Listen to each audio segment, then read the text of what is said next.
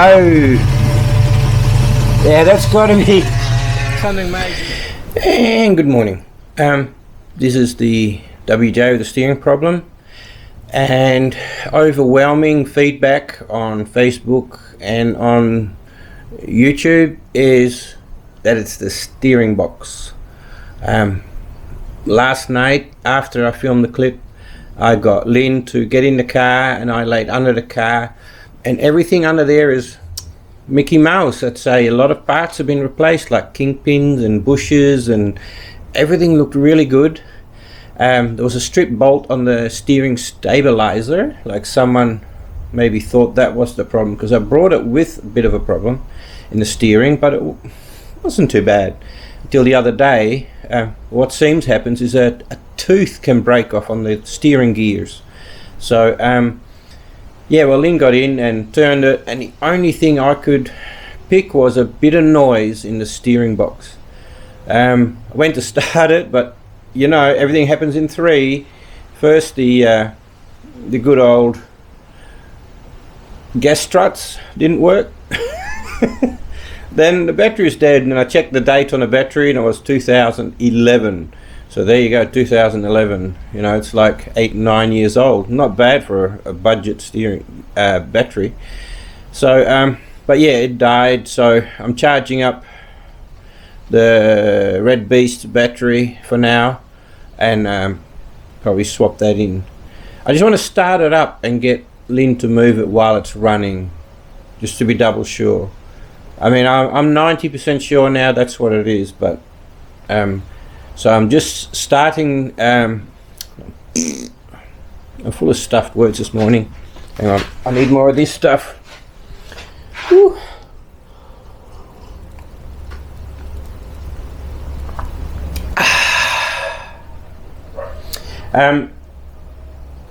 I just need to swap batteries and swap batteries in the car, and then start her up, and then crawl underneath and get Lynn to turn left and right and see if that's what the problem is. But it seems that is a problem. That happens to these steering boxes. One guy had it happen twice. Well, he didn't say it was the same WJ. Us WJs, we get pretty fanatic, and most of us have more than one. So yeah, he's had it happen twice, and he says the teeth break off, and I guess they can get under a fair bit of strain, you know, going off roads and stuff like that. So anyway, let me finish charging the battery, which is really hard work. There you go, hard work commencing. I could watch hard work all day long.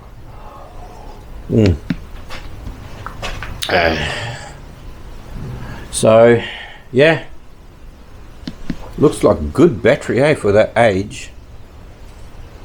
Yeah, what brand is it? It's a Supercharge batteries. Never heard of them. Nice big batteries, always done a job.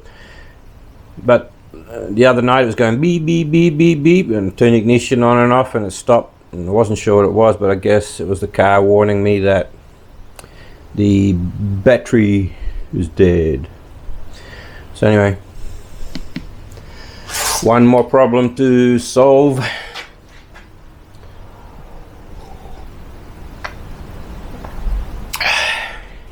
Okay, so this is the Black Beast. I've got all these beasts here. I'll take it out of this one because the motor's already out, and it's easiest to get to. So I'll need to disconnect the steering shaft. Already started the two hydraulic lines, and I'm not sure whether to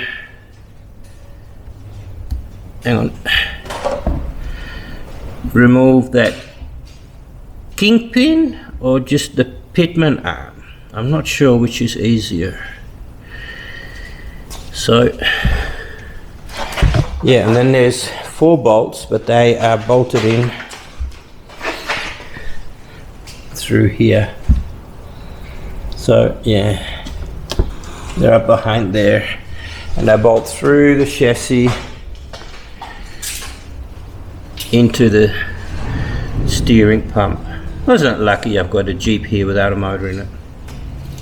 Still registered, still waiting to be fixed, but yeah. So what I'll do is, I guess, it'll be a pain, but since it's already parked here and it won't really need to steer around much, I shall use this steering box. It's just a lot easier to get to than the red one, and the red one still needs to be moved, so into the shed. So this steering box it is. This is a fairly low mileage, well looked after vehicle, believe it or not. It's really nice inside.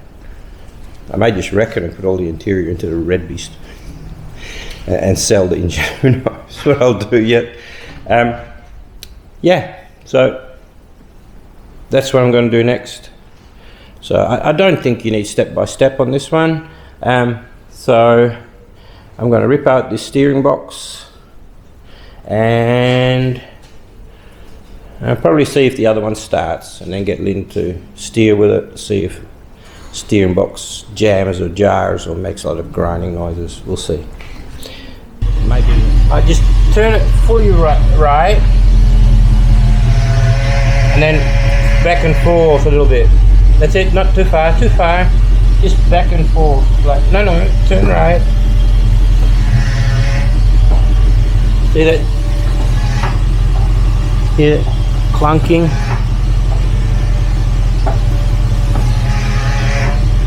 Yeah, see a bit of a pause, a bit of a jerk in that wheel.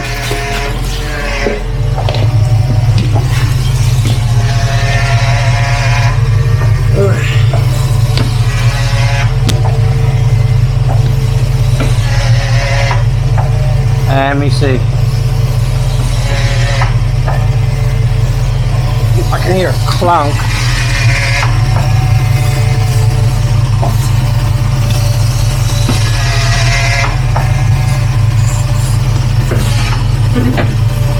Oh yeah, I can see that in the shaft. Oh, yeah, that's got to be something major in the steering box. Oh, hang on. Yeah, there's got to be something major in the steering box. Alright, honey, stop. That was some major noise. Ugh. Major crunching in that gear, in that steering box. Yeah. Why are you laughing? I smell the Jeep. Ah? And then he... No, you did that. You did the Jeep. You smell the Jeep. You're the one with the smell. What do you like to smell the Jeep with? The oil and gas. She likes to smell the Jeep. But which part? The interior or the engine? I don't know why she loves to smell the Jeep. Okay, so I shall pull it out and swap it over with the one inside.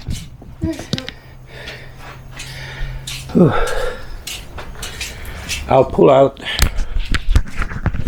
in the black one the steering box and put it in this one, and then start looking for someone who's wrecking a WJ in the area, and try and get my hands on a good second-hand one to put back into the black one. Okay, I've got my air compressor here in the shed, and some of my toolboxes. All those tools are going to go into the big toolboxes later. I've got a toolbox here, I've got a toolbox at the other Jeep. Now, what I'm thinking is, what's easier, the break through the kingpin or just take the pitman arm off? I'm not really sure. I mean, there's this really big bolt nut there. There's a small nut there, but kingpins can be a pain in the butt from memory. But I don't know if the pitman arm bolts are a pain in the butt, or I just give a smack with a hammer and they pop off. I'm not sure. I don't. From memory, I remember doing it once a long time ago. I don't remember how hard it was. I may just have a quick look online and see which is easier. Hello again. Well, I put the question to faithful Facebook and I asked which is easier to remove, and probably 8 out of 10 said the kingpin. So I've taken turned the wheel so that pitman arm is easy to get to, taken off the nut and split pin and then the nut, and they said just hit it there. So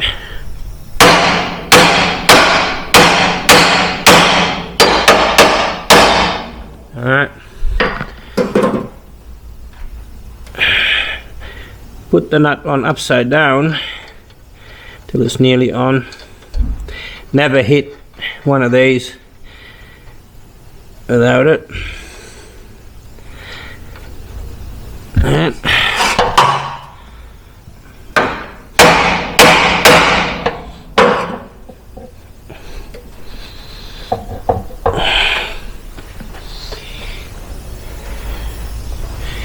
same size as that. I used a socket before. There we go. Good guess. Sorry. Should put my harness on with the camera.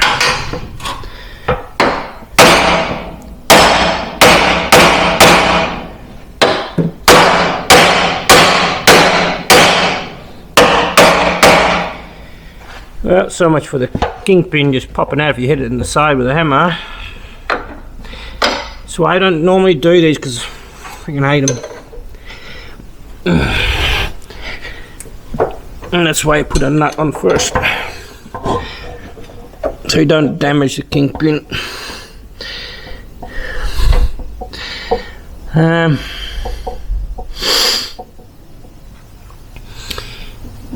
can always hit it with a blowtorch to heat it up, but then you end up melting the boot. I've seen some of these fork tools for these. I mean, it's good that they're on nice and tight because it's a very important part of the car. Anyway, I'll let you know how I get it off. Well, there you go. I got it loose and I hit it hard like this, and because it's a bit easier when you don't have one hand on the camera. And then yeah, oh fun. Next time don't put a nut on. Yeah, so it popped loose when I hit it dead smack on sideways. Alright, let's hope the other one's just as easy. Well, I got it out. Here is the replacement. Bzzz. Replacement steering box out of my black WJ, donated from my silver WJ. I hope you won't be too much of a pain in the ass getting past all this stuff, getting this sucker out, but it looks like the battery tray and hoses could be in the way. I may be able to slip it past through the bottom. We'll see what happens. That's for tomorrow. Thanks very much for watching.